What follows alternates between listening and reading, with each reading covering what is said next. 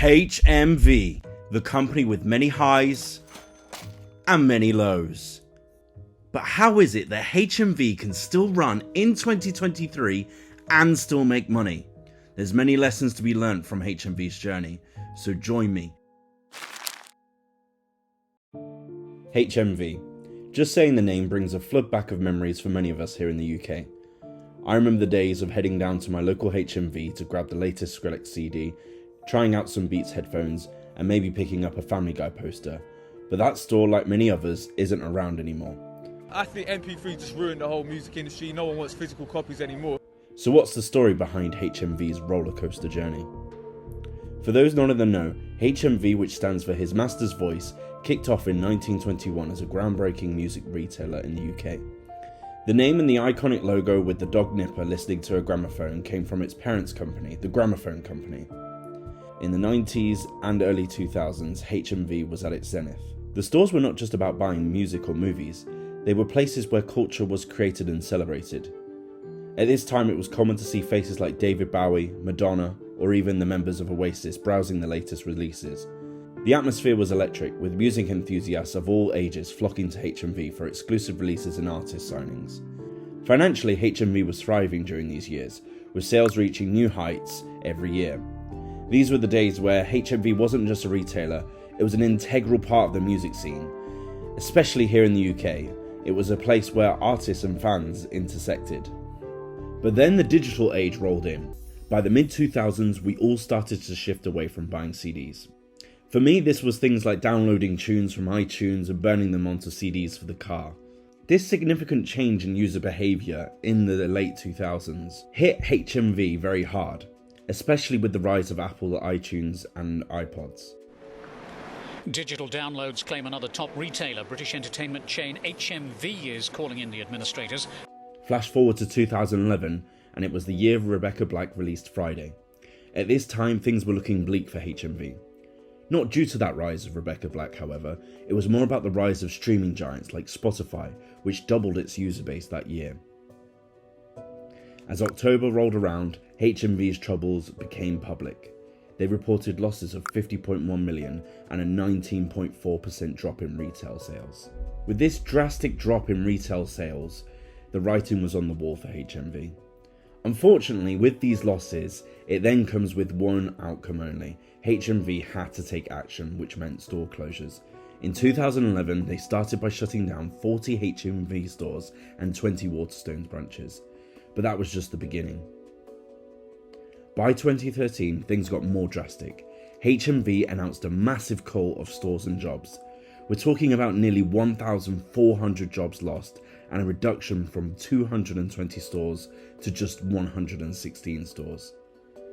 At this time, HMV also filed for administration, and Hilco stepped in and made a purchase for HMV. Now we fast forward to 2018 and 2019. The landscape had changed even more. In these years, Spotify's user base had skyrocketed to 232 million active monthly users in 2019, and Amazon had become the go-to for anyone interested in physical media. Think about your purchases back in 2018 and 2019. Were these going to physical stores? Or were you like the majority and heading on to Amazon? Because of this, HMV's store count was dwindling, and it was clear they needed a new lifeline. That lifeline came on February 20th, when Sunrise Records, a Canadian records store chain, acquired HMV UK.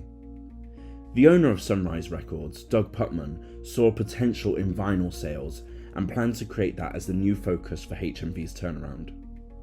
At this time, vinyl was going through its pure resurgency.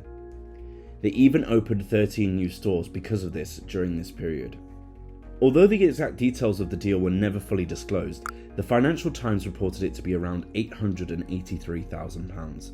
Post-acquisition, Sunrise Records went big, opening the HMV Vault in Birmingham in 2019. The HMV Vault in Birmingham wasn't just considered any HMV store. It ended up being HMV's biggest entertainment store, stocked with tens of thousands of CDs, vinyl records and more. At this time, Sunrise Records was investing massively into HMV. They needed to invest while vinyl was big and keep pummeling money into this venture. Unfortunately so, at the end of 2019, it was clear that the COVID pandemic was becoming a serious issue for the UK. By early 2020, as we all know, the UK went into lockdown and all stores had to shut. This was only just after a year of investment from Sunrise Records. Despite these closures, and despite the tenacity of the investments that they were making into HMV at this time, Sunrise Records didn't let this stop them, and didn't let this stop the progress that HMV was making towards profitability. They pushed forward during this time, preparing to open more stores, including some flagships that HMV used to run. This was a massive gamble for Sunrise Records.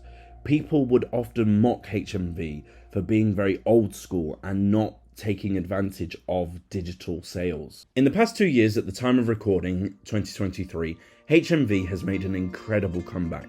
Sales have jumped just over 66% to 150.8 million for the year ending May 30, 2022. They even returned to profitability in 2021 with pre-tax profits of 1.97 million. With the losses reported in earlier years, this was a massive significant turnaround for HMV.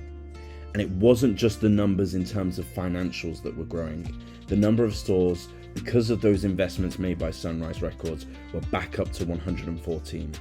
And just last month, in November 2023, Doug Putman showed his confidence further in HMV's new direction by reopening the flagship store on Oxford Street. It was HMV's first ever store, but had closed back in 2018, with the further closures made back then. Now it's a symbol of HMV's resilience. The story of HMV is a really interesting one because despite going through administration twice and facing hurdles of store closures, HMV is now considerably back on track. I don't know about you, but I personally don't understand the resurgence of vinyl. It's personally not for me. I still am a very heavy user of digital streaming, but there is an audience for it, and this resurgence is what has saved HMV considerably. What do you think the future holds for HMV? Will HMV still be able to keep up these sales? Is vinyl just a fad that is soon going to pass? Drop your thoughts in the comments below, and if you enjoyed this journey through HMV's history, hit subscribe for more business and money content. I'll catch you in the next video. Ta-ra.